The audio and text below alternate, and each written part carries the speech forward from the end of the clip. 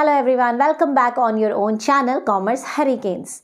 What is motivation we have already discussed and the basic important theories relating to it we have already done. And I hope आपने वो videos देखी हैं. In case आपसे मेरी motivation से related videos miss हुई हैं तो उन्हें ज़रूर देखिएगा. लिंक आपको इस वीडियो के नीचे डिस्क्रिप्शन में मिल जाएगा. आज हम एक और इम्पॉर्टेंट थ्योरी के बारे में बात करने जा रहे हैं जिसका नाम है Adams equity theory. But before discuss this theory I would like to say कि सपोज करते हैं आप एक कंपनी में काम करने जा रहे हैं, आपको 5 इयर्स का एक्सपीरियंस है, आपको पोस्ट बता दी गई है, वर्किंग आवर्स बताए गए हैं, सैलरी आपके साथ फिक्स हो गई है. जब आप कंपनी में काम करने गए तो आपको पता चलता है या आपको ऐसा लगता है कि एक और पर्सन है जो सेम पोस्ट पर है, सेम वर्किंग आवर्स हैं, आपसे कम एक्सपीरियंस वाला है, फिर भी वो आपसे ज़्यादा सैलरी ले रहा है, तो आपको कैसा लगेगा? बुरा लगेगा ना. आपके मन में कहीं ना कहीं ये प्रॉब्लम क्रिएट होने लगेगी कि भाई उसको इतनी सैलरी क्यों दे रहे हैं, मुझे क्यों नहीं दे रहे हैं, मैं तो उससे ज़्यादा एक्सपीरियंस वाला हूँ, उससे ज़्यादा हार्ड वर्क कर रहा हूँ, तो फिर सैलरी मेरी क्यों कम है, मुझे प्रमोशन क्यों नहीं दी जाती. तो ये सारी बातें कहीं ना कहीं आपके माइंड में डिससेटिस्फेक्शन क्रिएट करेगी और फिर आपका काम में मन नहीं लगेगा, आप जॉब छोड़ने की बात तक सोच सकते हैं, है ना. तो यही प्रॉब्लम को ध्यान में रखते हुए एडम ने इक्विटी थ्योरी के बारे में बताया था, जो बताती है कि कैसे एक एम्प्लॉय अपना कंपैरिजन दूसरों के साथ करता है और डिससेटिस्फाइड हो जाता है और कैसे उस डिससेटिस्फैक्शन को कम किया जा सकता है. So before starting the video I would like to say if you are new to the channel just do subscribe the channel, like share करना मत भूलिएगा, कमेंट करके बताइएगा वीडियो कैसी लगी. तो चलिए स्टार्ट करते हैं. Equity theory mister J Stacy Adam ने दी थी जो यूनाइटेड स्टेट्स को बिलोंग करते थे और उनका ये कहना था कि जब कोई पर्सन जॉब कर रहा होता है तो वो अपने आप को दूसरों के साथ कंपेयर करता रहता है. वो कंपैरिजन में ये देखता है कि मैं कितने वर्किंग आवर्स काम कर रहा हूँ और सामने वाला कितने वर्किंग आवर काम कर रहा है, मेरी पोस्ट क्या है, मेरा एक्सपीरियंस और मेरी नॉलेज कितनी है और सामने वाले की कितनी नॉलेज और एक्सपीरियंस है. फिर वो कंपैरिजन करके देखता है कि मुझे कितना सैलरी या बोनस मिल रहा है और सामने वाले को कितना सैलरी बोनस मिल रहा है.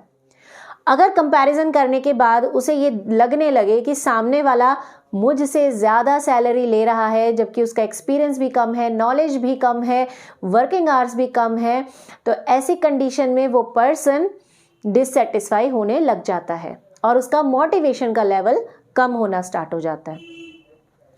हाँ, एक बात ध्यान रखने वाली है कि पोस्ट सेम होनी चाहिए, अदरवाइज तो इनइक्वालिटी होगी ही. सपोज एक मैनेजर अपने आप को कंपेयर कर रहा है अपने सबॉर्डिनेट से, तो वो तो कंपैरिजन रॉन्ग है. कंपैरिजन हमेशा बराबर वालों के साथ यहाँ पर किया जाता है. अब कंपैरिजन 2 तरीके से हो सकता है. या तो वो ये देखेगा कि मैं जिस कंपनी में काम कर रहा हूँ वहाँ काम करने वाले लोग क्या क्या काम करते हैं, कितनी नॉलेज वाले हैं, कितना एक्सपीरियंस है, क्या पोस्ट है, ठीक है, और फिर उसके हिसाब से वो कंपैरिजन करता है. या फिर वो कंपैरिजन करेगा अपना बाहर के किसी पर्सन के साथ, यानी किसी दूसरी ऑर्गेनाइजेशन में काम करने वाले एम्प्लॉय के साथ वो कंपैरिजन करके देखेगा कि देखो भाई मैं मैनेजर की पोस्ट पर हूँ और वो भी मैनेजर की पोस्ट पे है, लेकिन उसे साल में इतनी छुट्टियां भी अलाउड हैं, ठीक है, उसे साल में एक ट्रिप भी मिल जाती है, फ्री ट्रिप कंपनी की तरफ से, उसको अच्छी सैलरी भी मिलता है, दिवाली पे बोनस भी मिलता है, पोस्ट भी सेम है, और मैं भी सेम पोस्ट पे काम कर रहा हूँ, लेकिन मेरी कंपनी में ना तो बोनस मिलता है, ना दिवाली का कुछ फेस्टिवल का मिलता है, ना कोई ट्रिप होती है. मीन्स उसकी कंपनी अच्छी है, मेरी कंपनी अच्छी नहीं है. तो कहीं ना कहीं उसके माइंड में टेंशन शुरू हो जाती है, वो अपने काम से नाखुश होने लग जाता है, डिससेटिस्फाई हो जाता है, ठीक है. तो यही है इक्वालिटी की थ्योरी. अब जैसे ये मैंने आपको क्लियर बताया, अब हम इसको थोड़ा डेफिनेशन के अकॉर्डिंग देखते हैं. एडम स्मिथ का कहना है कि people are motivated to maintain fair relationship between their performance and reward, यानी कि लोग जो हैं अपनी परफॉर्मेंस और रिवॉर्ड के बीच में फेयर रिलेशन चाहते हैं. फेयर रिलेशन का मतलब क्या है कि भाई जितना काम मैं कर रहा हूँ ना उसके हिसाब से मुझे रिवॉर्ड मिलना चाहिए, यानी मुझे सैलरी, बोनस, कमीशन, प्रमोशन मिलना चाहिए, और अगर उसे मिल रहा है तो वो मोटिवेट रहता है. इन कंपैरिजन टू अदर्स, अब वो कंपेयर किससे कर रहा है? दूसरों के साथ, कि दूसरों को ऐसा सब मिल रहा है तो मुझे क्यों नहीं मिल रहा, ठीक है, कंपैरिजन कर रहा है.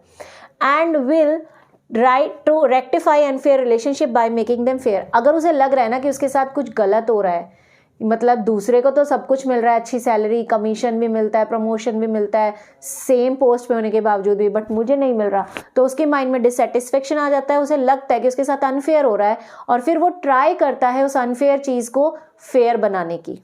क्लियर हो गई बात? ये एक सिंपल सी बात है, ये तो हम सबके रियल लाइफ में भी होता है ना। कई बार देखा होगा ना आपने एग्जाम में, आपने भी वही आंसर लिखा, आपके फ्रेंड ने भी वही आंसर लिखा, लेकिन जब टेस्ट चेक होके आता है तो दूसरे के नंबर ज़्यादा, आपके कम होते हैं और आप फटाफट शीट लेके टीचर के पास पहुंच जाते हो कि भाई मैम मैंने भी इतना ही लिखा था, उसने भी उतना ही लिखा है, उसको ज़्यादा नंबर क्यों है, मेरे को कम नंबर क्यों दिए। टीचर क्या बोलते हैं, बैठ जाओ चुपचाप, जिसको जो मिल गया बिल्कुल ठीक है। तो ऐसी कंडीशन में गुस्सा आता है ना, वही चीज़ है भाई। अब हम बात करते हैं कि ये रिलेशन जो है ना इनइक्वालिटी का, ये कितने टाइप्स का होता है। There are 3 types of inequality. Comparison करने के बाद 3 सिचुएशंस हमारे सामने आती हैं। The first situation is overpaid inequality, जिसे हम पॉजिटिव इनइक्वालिटी भी कहते हैं। अब इसको समझने के लिए पहले आपको इनपुट और आउटपुट समझना ज़रूरी है कि ये जो कंपैरिजन हो रहा है ये किस बेसिस पर हो रहा है। देखिए, कंपैरिजन होता है इनपुट और आउटपुट के बेसिस पर। एक पर्सन जब कंपनी में काम कर रहा है वो अपना इनपुट लगा रहा है, ठीक है, और फिर जो रिजल्ट निकल कर आता है वो उसका आउटकम है। अब इनपुट क्या है, वो अपना एक्सपीरियंस दे रहा है, नॉलेज, स्किल, टाइम, ठीक है, हार्ड वर्क, ये सारे क्या हैं उसके इनपुट्स हैं। वो ये सारी चीज़ें लगा रहा है काम करने में, बदले में उसे क्या मिलेगा, salary, bonus, commission, promotion, recognition, ठीक है। तो वो देख रहा है कि मेरा इनपुट क्या है, सामने वाले का इनपुट क्या है, मेरे को आउटपुट क्या मिल रहा है, सामने वाले को आउटपुट क्या मिल रहा है, और उसके बाद वो जज करता है कि इक्वालिटी है या नहीं। सिंपल सी, तराजू के 2 पल्ले बराबर कर रहा है वो, और कुछ नहीं, ठीक है। चलिए, तो फर्स्ट क्या है, ओवरपेड। यहाँ पर क्या होता है कि एक पर्सन जब देख रहा है ना कि भाई मैं जितना इनपुट लगा रहा हूं, सामने वाला भी उतना ही इनपुट लगा रहा है, लेकिन मुझे आउटपुट ज़्यादा मिल रहा है और सामने वाले को आउटपुट कम मिल रहा है, तो दिल खुश हो जाता है। होता है कि नहीं, कि भाई मैं 4 घंटे काम कर रहा हूँ, वो भी 4 घंटे काम कर रहा है, दोनों का एक्सपीरियंस भी 10 साल का है, लेकिन मुझे तो 20,000 से मतलब 50,000 सैलरी मिल रही है, उसे सिर्फ 40,000 मिल रही है, तो मतलब मैं तो खुश हूँ भाई, ठीक है। तो वो पॉजिटिव इनइक्वालिटी है कि मैं जो बराबरी नहीं है ना, इससे मैं बहुत खुश हूँ। हालांकि अब इसको हम थोड़ा डेफिनेशन के तौर पे देखते हैं। इन this case person perceive, person को ऐसा लग रहा है कि उसका जो आउटकम है ना वो दूसरे के कंपैरिजन में ज्यादा है, ठीक है, उसका जो आउटपुट है वो दूसरे के कंपैरिजन में ज्यादा है, और फिर वो खुश फील कर रहा है, लेकिन थोड़े टाइम बाद उसे गिल्ट होना स्टार्ट हो जाता है। उसे लगता है कि भाई वो भी उतना ही काम कर रहा है, मैं भी इतना ही काम कर रहा हूँ, तो मुझे ज़्यादा सैलरी क्यों मिल रही है, मुझे तो उसके बराबर मिलनी चाहिए, और उसके अंदर गिल्ट की फीलिंग आने लग जाती है। हालांकि रियल लाइफ में ऐसा नहीं होता, ठीक है, हमें गिल्ट नहीं होता, हमें तो खुशी होती है, बट ये थियोरी है, उन्होंने एज्यूम किया है कि इंसान के अंदर गिल्ट आना शुरू हो जाता है इस वाली इनइक्वालिटी से। सेकंड क्या है, सेकंड टाइप है हमारी अंडरपेड इनइक्वालिटी, जिसे हम नेगेटिव इनइक्वालिटी भी कहते हैं। अंडरपेड, नाम से पता लग रहा है कि आपको पेमेंट कम मिल रही है, ठीक है। तो अब यहाँ क्या कंपैरिजन हो रहा है कि एक इंसान को ऐसा लग रहा है कि भाई मैं जो काम कर रहा हूँ और उसके बदले मुझे जो आउटपुट मिल रहा है वो दूसरे के काम और आउटपुट से कम है, यानी कि वो कम काम कर रहा है लेकिन सैलरी ज़्यादा ले रहा है, और मैं ज़्यादा काम कर रहा हूँ मगर मुझे सैलरी कम मिल रही है, ठीक है। तो in this case person perceives that his outcome are lower as compare to other, दूसरे के कंपैरिजन में उसको अपना आउटकम कम लग रहा है। ये इस तरीके से आप लिख सकते हो। और ऐसी कंडीशन में इंसान डिससेटिस्फाइड हो जाता है क्योंकि उसे लग रहा है कि उसके साथ नाइंसाफी हो रही है, ठीक है। अब थर्ड टाइप जो है उसे हम बोलते हैं इक्वालिटी। वहां पर क्या होगा, एक पर्सन को लगेगा कि भाई मैं जितना इनपुट दे रहा हूं और मुझे जो आउटपुट मिल रहा है, सामने वाले को भी उतना ही आउटपुट मिल रहा है और वो भी उतना ही इनपुट लगा रहा है, यानी यहाँ कोई भी नाइंसाफी नहीं हो रही, किसी को कम या ज़्यादा नहीं मिल रहा, दोनों पार्टीज को बराबर मिल रहा है। क्लियर हो गई बात। अब आगे हम इस वीडियो में और भी देखने वाले हैं कि जब इंसान डिससेटिस्फाई हो जाता है तो उसको कम करने के लिए वो क्या क्या कर सकता है, थ्योरी के मेरिट्स क्या हैं, थ्योरी के क्रिटिसिज्म क्या है, बहुत कुछ है वीडियो में, तो वीडियो में एंड तक बने रहिएगा। थर्ड कंडीशन मैंने आपको क्लियर कर दी थी, अब उसको इसकी इक्वेशन भी देख लीजिए। पर्सन का outcome divide by person input equal होता है अदर पर्सन के आउटकम और अदर पर्सन के इनपुट से, और ऐसी कंडीशन में पर्सन सेटिस्फाइड रहता है। अब हम बात करते हैं कि ये जो थ्योरी बनाई गई थी ये किन अजम्पशंस पे बनाई गई थी। कुछ तो माना गया था तभी ये थ्योरी बनाई गई। तो फर्स्ट अजम्पशन है an individual is concerned with his achievement as well as with achievement of others, यानी वो कंपैरिजन तो तभी कर पाएगा ना जब एक इंडिविजुअल अपने अचीवमेंट्स के बारे में भी जानता है और दूसरे के अचीवमेंट के बारे में भी जानता है, यानी उसे पता है कि उसे क्या रिवॉर्ड मिल रहे हैं और सामने वाले को क्या रिवॉर्ड मिल रहे हैं, तभी वो कंपैरिजन कर पाता है। Second, employees expect a fair return for their contribution to their job. एक पर्सन जब भी काम करता है तो वो फेयर रिटर्न एक्सपेक्ट करता है, मतलब वो जितना काम कर रहा है उसके बदले में अच्छा रिटर्न एक्सपेक्ट करता है। Next, employees perceive themselves as being in an equitable scenario will attempt to reduce inequality, यानी एक पर्सन जिसे ऐसा लग रहा है कि वो इक्वालिटी के सिनेरियो में नहीं है, मतलब उसे ऐसा लग रहा है कि उसके साथ भेदभाव हो रहा है, उसको सही सैलरी नहीं दी जा रही है, तब वो वो कुछ ना कुछ करेगा जिससे कि उसकी इनइक्वालिटी कम हो जाए। वो कुछ तो करेगा ही, ऐसी अजम्पशन यहाँ मानी गई है। अब हम ये देखेंगे कि वो पर्सन क्या कर सकता है जिससे कि उसका डिससेटिस्फेक्शन कम हो या वो इनइक्वालिटी को कम कर सके। तो हमारे पास कुछ ये तरीके हैं। First, changing his input. बहुत ही आसान सा तरीका है, पर्सन अपना इनपुट बदल देगा। इनपुट बदलने का मतलब कि पहले वो जितने घंटे काम कर रहा था, जितनी मेहनत से कर रहा था, जितना डेडिकेशन वो लगा रहा था, अब वो कम कर देगा उन सभी चीज़ों को।